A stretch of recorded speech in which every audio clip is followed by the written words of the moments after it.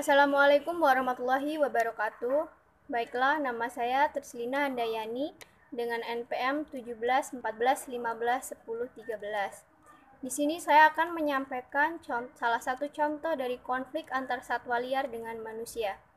Nah, di sini saya menggunakan jurnal yang berjudul Mitigasi Gangguan Simpai atau Persebitis melalopos pada lahan agroforestry di hutan lindung register 25 Pematang Tanggang Kelumbayan Tanggamus. Pengelolaan agroforestry apabila ditinjau dari aspek produksi pangan telah mengalami gangguan-gangguan alami seperti satwa liar, misalnya saja simpai.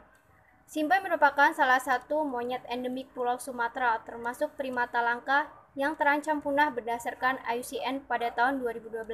Gangguan simpai terhadap tanaman budidaya masyarakat juga terjadi di lahan agroforestry kawasan hutan lindung register 25 Pematang Tanggang Kelumbayan Tanggamus.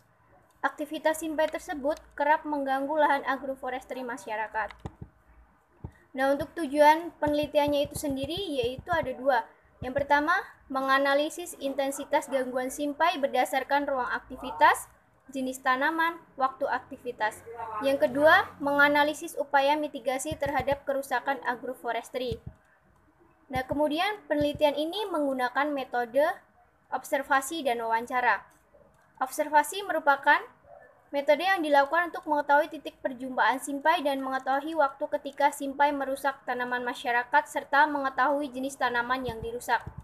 Kemudian wawancara. Wawancara dilakukan terhadap masyarakat pada masing-masing dusun sebanyak 30 responden. Pertanyaan yang diajukan dalam perwawancaraan berupa pilihan jawaban yang telah ditentukan sebelumnya, dan persepsi tersebut akan dihitung menggunakan skala Likert dari 1 sampai 7. Angka 1 merupakan penilaian terendah dan angka 7 merupakan penilaian tertinggi. Kemudian untuk gambar ini merupakan peta lokasi penelitian di hutan lindung register 25 Pematang Tanggang Kelumbayan Tanggamus.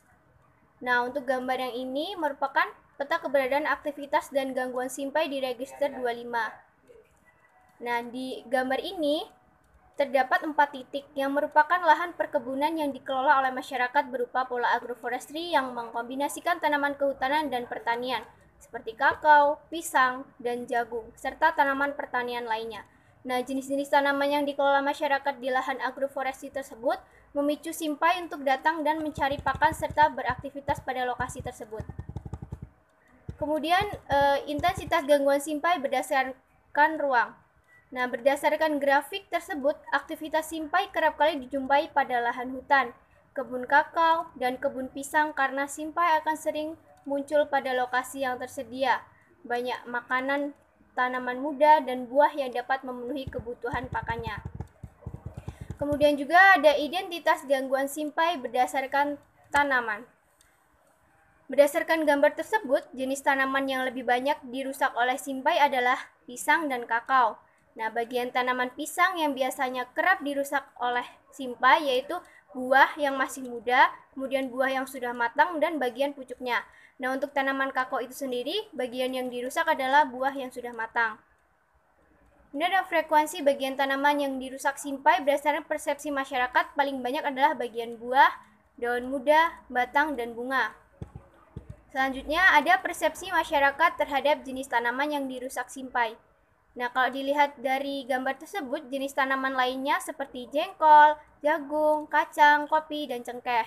Nah, kemudian kalau jenis tanaman yang paling tinggi dirusak, itu adalah tanaman pisang dan kakao. Selanjutnya, intensitas perjumpaan aktivitas simpai berdasarkan waktu. Pagi, siang, sore, berdasarkan persepsi masyarakat. Berdasarkan gambar tersebut, pada pagi hari lebih besar, yaitu 62%, siang 24%, sore 14%. Selanjutnya ada persepsi masyarakat terhadap intensitas kunjungan simpai berdasarkan range waktu per 2 jam. Ya, pada pagi hari sekitar jam 06.00 hingga 09.00 saat melakukan aktivitas makan. Kemudian aktivitas istirahat sekitar jam 10.00 hingga 14.00. Nah, untuk upaya mitigasi itu biasanya petani Upaya yang dilakukan oleh masyarakat salah satunya adalah dengan membungkus buah dengan menggunakan karung sehingga simpai tidak lagi mengganggunya, seperti pada gambar ini. Kemudian ada kesimpulannya yaitu ada 4. Yang pertama, sumber pakan simpai seperti daun dan bunga. Kemudian ada jenis tanaman yang sering dirusak oleh simpai adalah pisang dan kakao. Kemudian ada intensitas waktu perjumpaan yang tinggi pada pukul 05.00 sampai 07.45 pada pagi hari. Kemudian siang hari jarang sekali dijumpai karena sedang beristirahat. Kemudian perjumpaannya kembali yaitu pada pukul 16.00 sampai 17.30. Yang terakhir yaitu upaya mitigasi yang telah dilakukan yaitu dengan cara pengusiran atau pemindahan simpai. Terima kasih. Wassalamualaikum warahmatullahi wabarakatuh.